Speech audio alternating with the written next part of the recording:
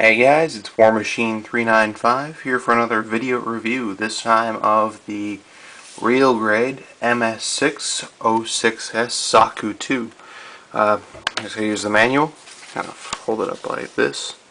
Really nice cover art. It's about the same as the box art, just kind of like shifted. So, yeah. Anyway, so this is Char's custom mobile suit, or the Zaku 2 Commander type. Your pick. The only difference, I guess, is really the color scheme at this point. And also, I'll show you the sticker sheet. Haven't used any of them. So it's a really, really massive sticker sheet. Yep. Anyway, so here it comes. Oops. For that to focus. Right, so you can kind of see it's a real grade again, right? You can see all the different shades of pink right here on the leg. It's a good example. You get a lighter shade and then a darker shade. Alright, and same with the darker red here. You have a light shade and a dark shade. So we'll go through articulation here, starting with the head. Right, so you can turn the head side to side, and if you take the head off, actually I think it's supposed to do this.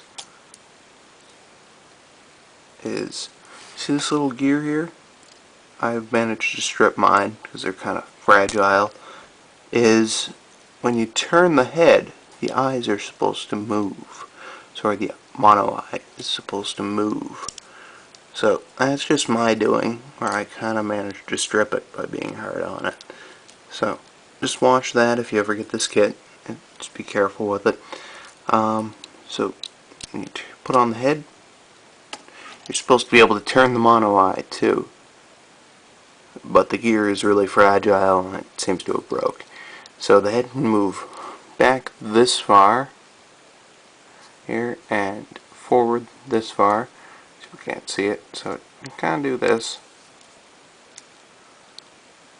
and rotate side to side to a limited amount. It's like human articulation for the head, so that's pretty reasonable, especially given the shape of the head, right? Okay, so the shoulder armor can move way out here, right? Because it's on 2 hinges, right? So it moves, and on the bottom one it can rotate. Whoop. Anyway, well, that gives you a better view of the shoulder when we move it. So this is kind of a little loose if you play with it. It's just a ball joint on that shoulder that it can rotate here. Woo! Right? And then you bend the elbow and just watch the armor here. It kind of separates a little bit, slides down, and you can see some of the inner workings on that shoulder. It's pretty neat, actually. We'll straighten that up again. I'm hoping that was on camera. So skirts move pretty good. So all independently, might I add, except for the back one, which is a solid sheet. Okay, so the leg can go forward, hopefully without that happening. And that's actually the first time that's happened for me, anyway. So everything stays on pretty well unless you're toying with it too much. And that's going to be a nuisance to go back on there, isn't it? Yeah, I'm going to have to actually take it apart to put that back on, but I'll show you how far I can move without that there. Right, so without some of the parts on here, this thing has a massive range of mobility here and really loose parts. It's my only complaint. It could be my fault too for just kind of playing with it too much. It's fun. Alright, so lift this up, and so that armor there can only lift that far and this far. So it can kind of manage the Char kick if you get it to kind of fly into it with an action base. I think it can do the Char kick for sure. So we'll come back and put that armor on a little later again. Alright, so, oh damn it. Right, so at the leg, this is probably the best panel moving ever right here. this one moves. It's the leg bends. So it gets a full 180, which is actually a really massive improvement as far as I can tell over the other Zakus, right? So full 180, kind of a little stiff at that one joint, and loose at the other ones. It's really annoying. So try and get that back where it's supposed to be. There we go. Right, so all the cables, I want to point this out too, are kind of springy. Right, there's an actual spring under there.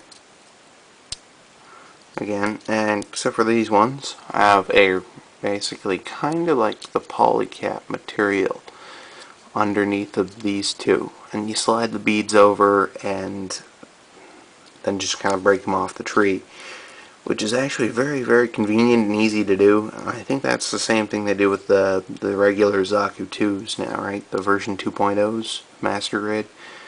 And so we're going to move on to the toes here.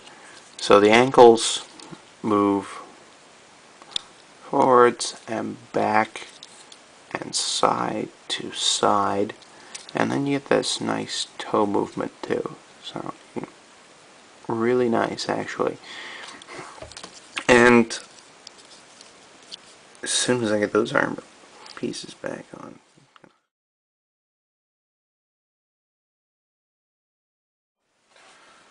Alright, I'm back, and I fixed the skirts on my Zaku. It's kind of driving me crazy.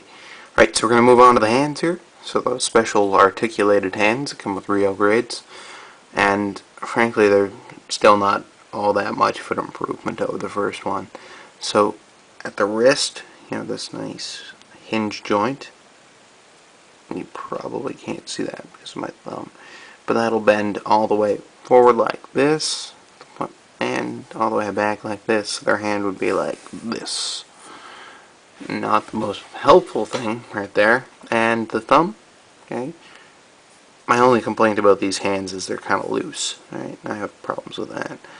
And that's what I'm kind of thinking too, where what I did with the strike, where I put a magnet in there and I kind of solved the problem pretty thoroughly. I think that might be what I do from all the real grades from now on, just to solve that holding problem where the fingers are loose. And anyway, enough of my rambling. We're going to move on to the rest of the accessories. So got that hand and the second hand. Alright, so the heat hawk. Okay, so you might not be able to tell this from my camera, but this is actually two different colors. Alright, so got this dark color and then a slightly lighter shade of gray. Not sure. Yeah. Alright, lighting, it's definitely two different shades of gray. See if we can. You might be able to see that. Maybe. Anyway, so that's two different shades of gray, and the machine gun and bazooka also come with this kit. Right, so you get a clear piece for the scope and a movable handle, as well as a peg for the hands, and the stock moves a tiny bit, as well as the ammo clip. Right, so from other reviews, you guys have probably heard that the ammo clip will stick on the side skirts or the back skirt, as well as there being a tiny, tiny piece which I have put away so I don't lose it, so that you can clip your heat hawk on the back or on the sides, or the bazooka too has a point where I can clip onto the back skirt. That's it for those. So this has a movable scope too. So two movable scopes, both have nice clear parts. And this guy has a movable handle up here, and would have a peg in there, but I already took it out because it was annoying me as well. So we'll try and do some. Wow, that just fell out for the first time ever. So most of the problems I've had on camera so far on this review have never happened before, except for in this review. Impressive. It's got like performance anxiety. Anyway, so we'll try and get some poses here. Move this to the side. Get bazooka going here.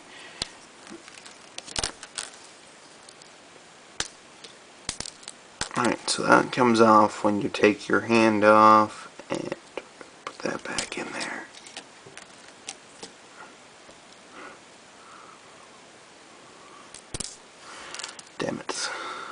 It's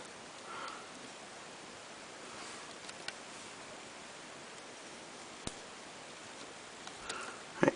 So the real grade line is still singularly frustrating for trying to pose, but this is, believe it or not, a massive, massive improvement over the original Gundam, who is barely capable of standing in my books anyway. So, damn it, that's annoying. And the shoulder spike fell off. It's about the roughest treatment it's probably gotten so far in its short lifespan, so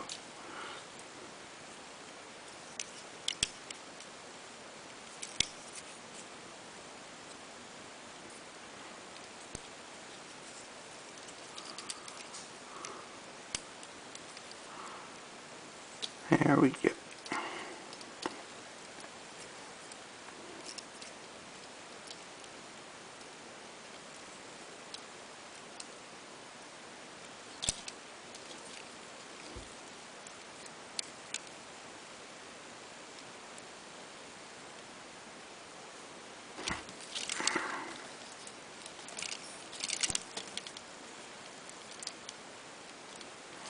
Totally dislocate that shoulder, swing this one forward more, and you can kind of see where you can get that pose where he's holding the bazooka. If only the scope would not fall out. If only, right? So you can see where it can get some dynamic poses. I don't want to try and get that other hand on there. It will take forever. So we're going to move the accessories out of the way here and move on to the size comparisons. Because alright.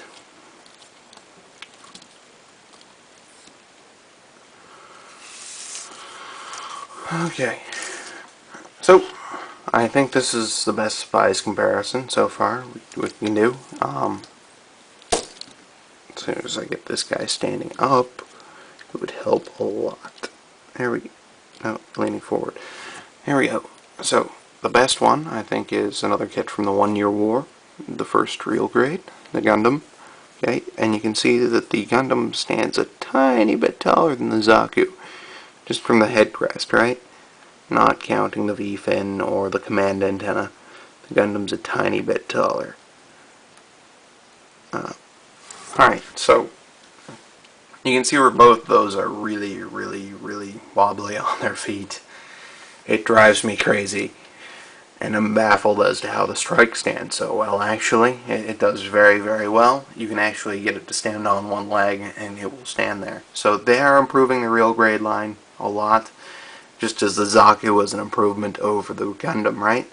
And so for the final size comparison, my favorite 1 to 1/44 kit so far, the HGUC Delta Plus.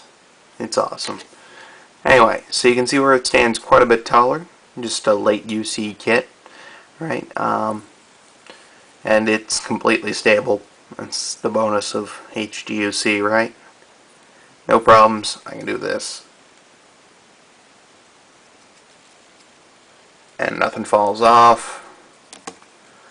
That's the only downside I can think of to the real grades, is they're just lacking in stability so far in the lineup. They need some work still. I guess that's all I can talk. I guess that's all for now. Thanks for watching, guys. Hope you have a good day.